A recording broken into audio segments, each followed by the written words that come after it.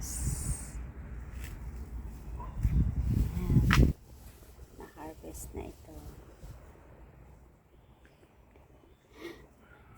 Ito pa. Pero maliit pa siya eh. Okay, so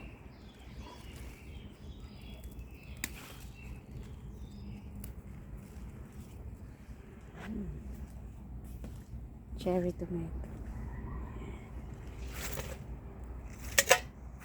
Gugulat ako dito sa ginawa ni Kuya, oh. Tanda ng aming choice sam. Ayan. Itong aming beetroot. Ayan na. Pwede na rin niyang harvest. Malaki. Ewan ko ito kung ano ito. Hindi ko to alam. Ayan yung celery. Taba-taba nila, oh. Organic yan, guys. Organic yan.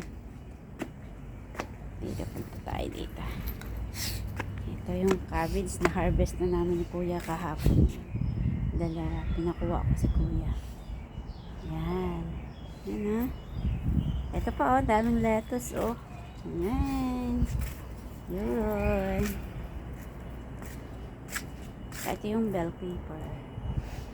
Yan. Yan, oh, yung aming oregano. See? Ang galing na. Ang galing, Kuya.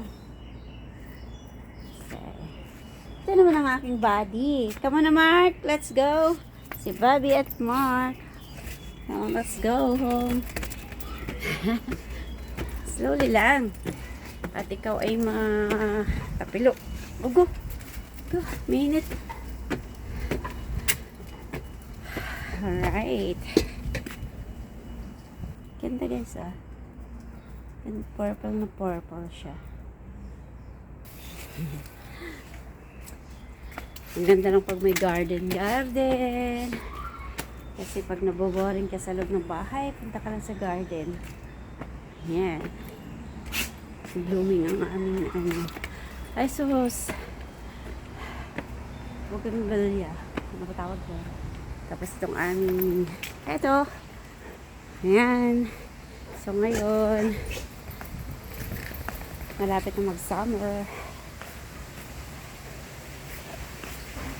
Almost na. Happy ang ating aso. Bye-bye.